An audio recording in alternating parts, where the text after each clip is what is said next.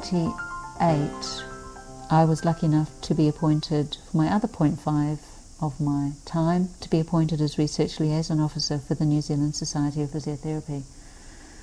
And that, again, was an incredibly enriching 4 years.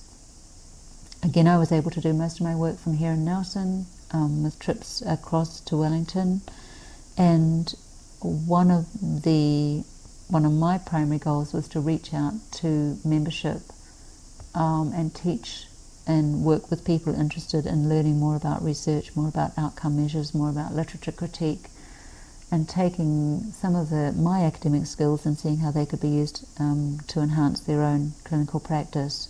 So I did travel around the country quite a lot during that 4 years that I was with the society, and I enjoyed meeting a lot of physios from a wide range of practices, both within DHBs and private practice in New Zealand. And even Haxby Abbott and I set up an online sort of distance course for physios interested in learning some of these academic skills, and we just ran that under the auspices of the society. We had about 6 or 7 students, again scattered around the country, using audio conference as our medium. So I was really steeped in physiotherapy in that during that 4-year time, although academically rather than clinically. So I'd really not practiced as a clinician for some time, but I had still maintained access to working with people with different health conditions, to patients in different situations, through my research really. So my love of neuro and seeing people with kind of neuro problems was maintained through that research program that I had going.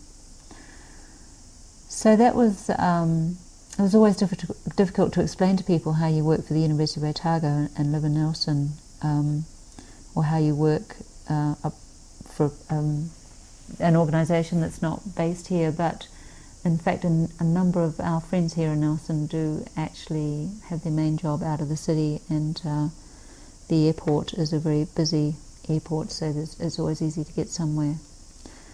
So that's been, it felt like a natural progression from having done my master's to be able to pick up this academic role and very much study for my PhD, which I enrolled for in 2000 and graduated in 2006. So during that time, was able to keep that going whilst living here.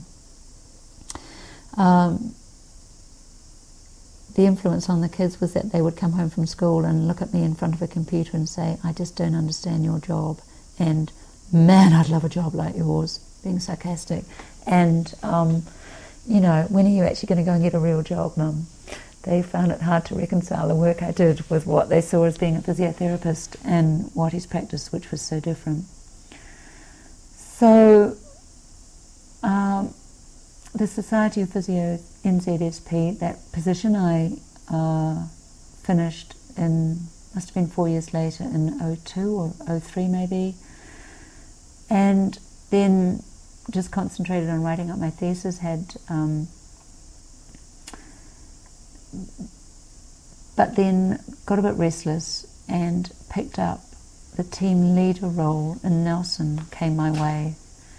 There was a vacancy, and I was approached and asked if I would consider being the team leader of physiotherapy at Nelson Hospital.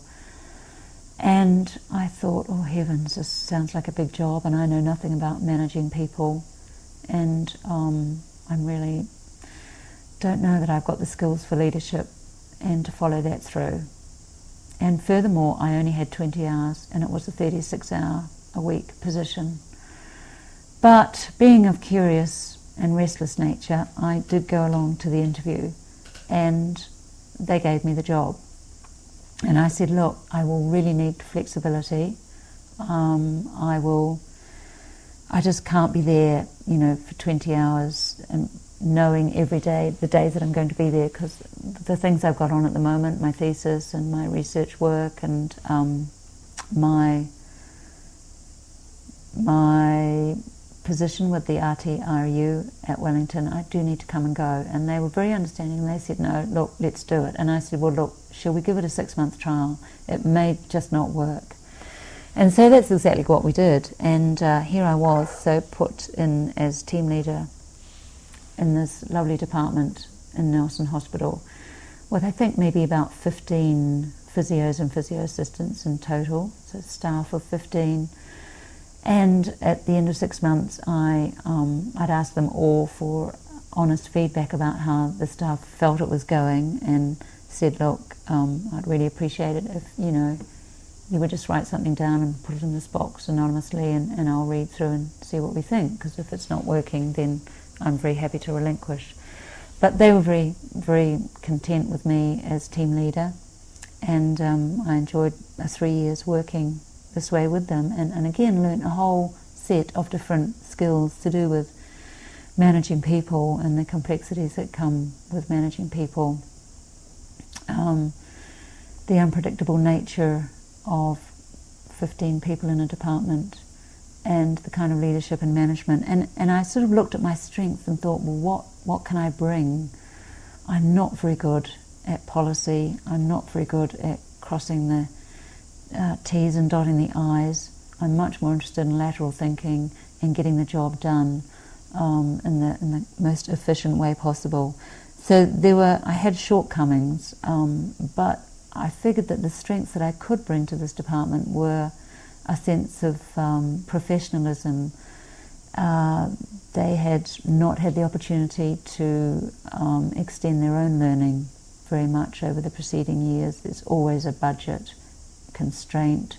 There were always people who just, maybe I felt had become comfortable, or just hadn't had the choice but to do anything but comfortable in the way they did things. And so I sort of took a different approach to that and used whatever money I could cobble from anywhere and sent people off on courses that they were interested in, conferences, including conferences abroad.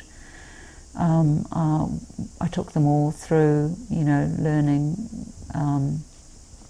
PowerPoint presentations. They all presented to the staff, learning literature critique, how to source literature, how to read it, how to implement or how to consider what they're reading and how it might change their practice. Looked at some of the systems and processes we had in the department, saw ways to change those, still trying to keep everybody on board so that I didn't alienate people. And it was pretty mad, people would kind of have to grab me as I raced from doing one activity to another, and or leave messages for me, Sue, please can I sit down and talk with you? But I think it was a really good 3 years. It was absolutely full on, but good energy, and I felt that, I hope anyway, that I left the department in a better state than what I found it. And the physios were enriched, I think. We had a couple or two or three who enrolled for postgraduate diplomas. I had a staff member who'd conducted an audit and presented at an incontinence conference over in Australia. Another one who went to a cystic fibrosis conference over in Australia. And there was a sense of professionalism through knowledge, I think, and through skills that they'd learned.